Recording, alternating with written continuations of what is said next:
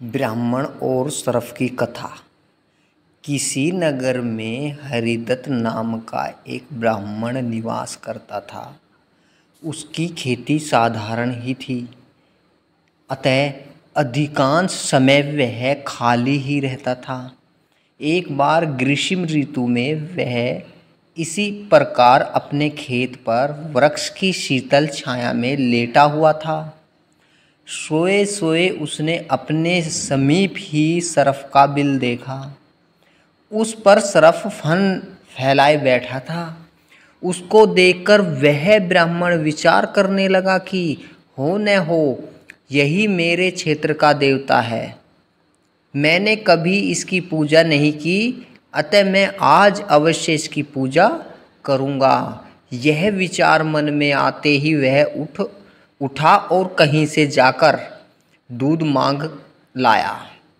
उसे उसने एक मिट्टी के बर्तन में रखा और बिल के समीप जाकर बोला, हे क्षेत्रपाल, आज तक मुझे आपके विषय में मालूम नहीं था, इसलिए मैं किसी प्रकार की पूजा अर्चना नहीं कर पाया।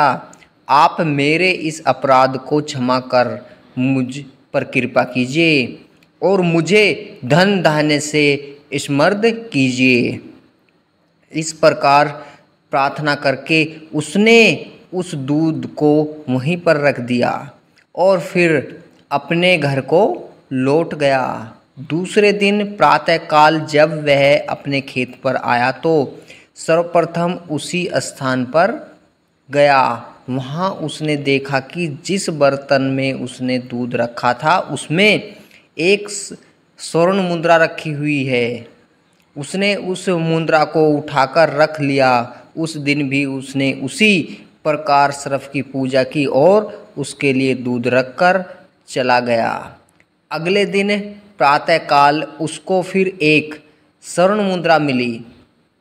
इस प्रकार अब नित्य वह पूजा करता और अगले दिन उसको एक स्वर्ण मुद्रा मिल जाया करती थी। कुछ दिनों बाद उसको किसी कार्य से अन्य ग्राम में जाना पड़ा। उसने अपने पुत्र को उस स्थान पर दूध रखने का निर्देश दिया। तदनुसार उस दिन उसका पुत्र गया और वहाँ दूध रख आया।